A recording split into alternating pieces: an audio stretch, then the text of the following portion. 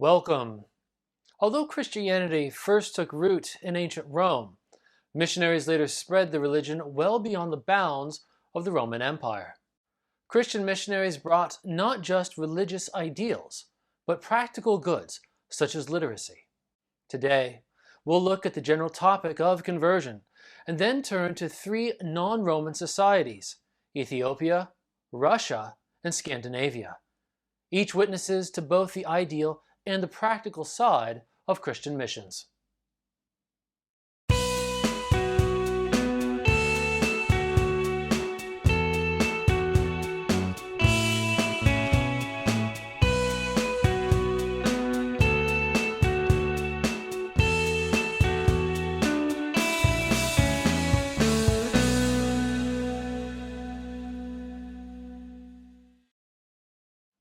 Missionaries brought more with them than just the Christian message. They also brought practical goods. Two stand out: literacy and monarchy. In some places, such as Ethiopia, these already existed. But among the Germanic-speaking tribes to the west of the Roman Empire, literacy did not. The same is true of Russia. Monarchy of some sort did exist, but Christianity gave monarchy a new kind of focus by giving it both new ideals and a new justification. If we take a deep dive into literacy, we see how deeply Christianity influenced the places that it converted. Wherever it spread, Christianity brought some element or elements of Roman culture, whether in its Western Latin-speaking form or its Eastern Greek-speaking form. In the West, Latin laid the groundwork for the Romance languages. Latin also influenced Germanic languages. In the East, Greek laid the groundwork for various languages such as Coptic and Cyrillic. A good example of the Roman influence on both the Russian and Romance languages is seen here. The Latin word Kaiser, pronounced in English Caesar, was taken abroad. German-speaking Christians adopted it as Kaiser, the same pronunciation, but spelled differently. In Russia, however, Kaiser became Tsar, which in its English transliteration is spelled two different ways, as seen here. Christianization was often Romanization, but that of Christian rather than pre-Christian Rome. Let's turn to conversion in Ethiopia. The Christianization of Ethiopia is a little bit different from that of Russia and Scandinavia. On the one hand, the precise history is difficult to nail down. Medieval Ethiopian legend held that Ethiopia was central to biblical history. The ancient Israelite King Solomon allegedly fathered a child with the Queen of Sheba.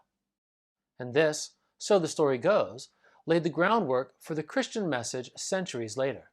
Here, ancient Jewish practice has a prophetic role in the self-conception of Christian Ethiopians. Our earliest explicitly Christian sources indicate that Christianity came to Ethiopia through two Christian slaves, the brothers Frumentius and Idesius.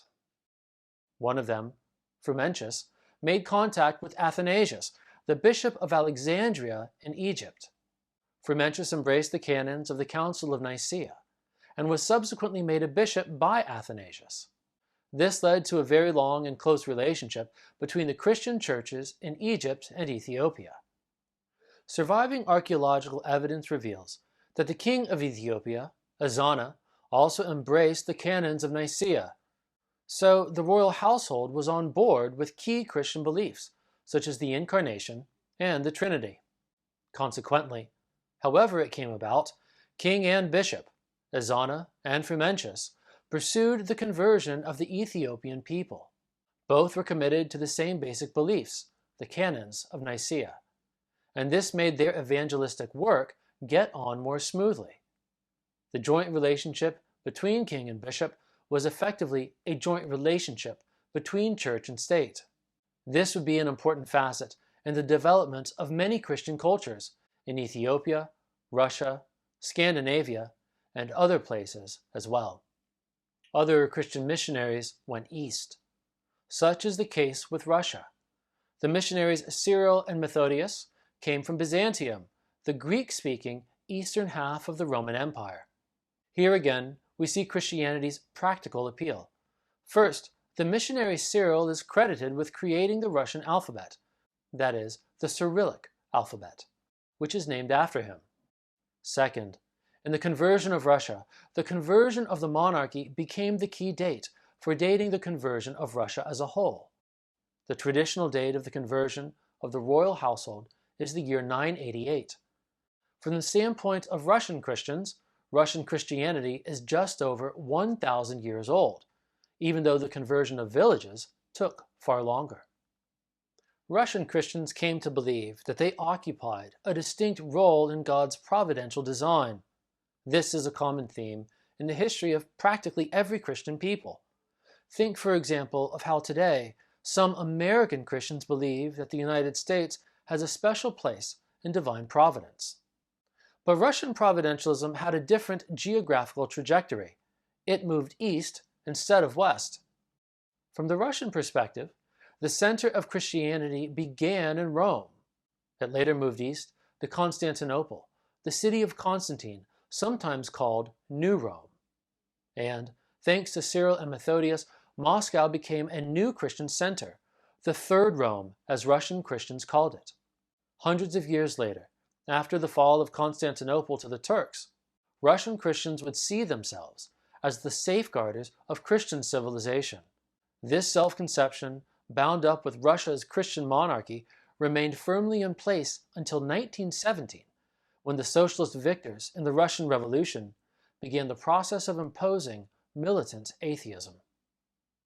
If you look at Christian artwork, you will sometimes notice the preponderance of certain colors. In Greek art, for example, there are lots of blues. But in Russian artwork, reds predominate. In keeping with Eastern Christian art more generally, the Russian Church maintained a form of art called icons, stylized rather than realistic representations of Bible stories in later Christian history. Eastern churches did not allow for statuary, which was seen as idolatrous. Statues became a distinctive feature of Western Christian artwork. But there were deep similarities across Christian churches and kingdoms.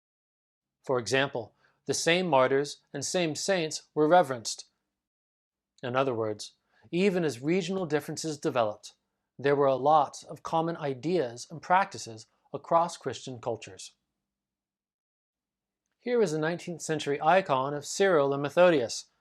They are shown with their most important contribution to Russian history, their alphabet. Nearly 1,000 years after their successful missionary work, they were remembered not just for their religion, but for the practical matter of literacy. And still other Christian missionaries went north and west. We have a remarkable account of missionary strategies from an 11th century German archbishop named Adam of Bremen.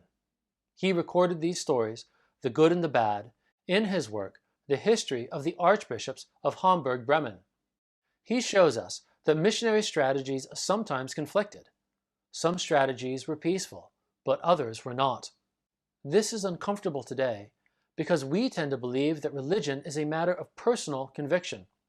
We tend to believe that religion should be voluntary, and this is an idea that developed, albeit slowly, within Christianity. It is an idea that says much about the modern West, but very little about earlier and non-Western peoples. A good example of non-coercive evangelism is in the story of the king Olaf. Adam writes that the king reached an agreement with his non-Christian subjects, allowing him to, quote, establish the church in Christianity, but not force any of the people to give up the worship of their gods, unless anyone of his own accord wished to be converted to Christ. This shows in many ways how Christianity and monarchy sometimes buttressed one another. But Adam of Bremen also detailed episodes of rough evangelism, such as the following. And as by Wilfrid's preaching he converted many to the Christian faith, he proceeded to anathematize a popular idol named Thor, which stood in the thing of the pagans, and at the same time he seized a battle axe and broke the image to pieces. As you might expect, when Wilfrid vandalized Viking holy places, the Vikings responded in kind. Rough evangelism was not the norm, but when it did happen, it was met with rough resistance. Missionary activity did not just have one impact upon a group such as the Vikings. In fact, Viking culture was both preserved and altered by Christian missionaries. For example, the most important source for our knowledge of Viking myth and religion comes from Snorri Sturluson, a Catholic priest who lived in the late 12th and early 13th centuries. Without his work, our knowledge of the Vikings would be far less. But at the same time, as already seen, vandalism of Viking places of worship left those places literally in pieces. As one religious culture gave way to another, Scandinavia changed. Literacy grew, but specifically Latin literacy, which Christians had brought with them. Runes, the Viking alphabet, was still used, but not for religious or other technical matters. Christianity also brought Scandinavia into the wider socio-economic orbit of Latin-speaking Christendom. Vikings had once been enemies of the Holy Roman Empire, but now they were trade partners. And as trade partners, they each had a greater interest in maintaining political peace. And in Scandinavia itself, surviving evidence reveals slow but consistent Christianization. We see the growing use of Christian place names, the celebration of Christian holidays, and the use of Christian burial rites. The last of these is especially important. Vikings burned their dead, but Christians buried them. Until very recently in Christian history, most Christians interpreted cremation as a form of desecration. So, Christianity both preserved and altered Viking society. So what? Let's summarize the practical side of all of this. When Christian missions were successful, they gave rise to Christian cultures. Politically, these were often monarchies. Some of this goes back to Constantine, the first Christian ruler. And because Constantine called the Council of Nicaea, and because the Council of Nicaea became normative for later Christians, it came to be widely believed that Christian monarchs were responsible for the well-being of the churches in their kingdoms. But no less important was literacy. Religions, and not just Christianity, have often spurred the development of literacy where it previously did not exist. In some instances, this came about through adopting a language. In other instances, literacy developed through inventing a language. Either way, in Christian history, as with other religions too, the advent of literacy was a good that came with conversion.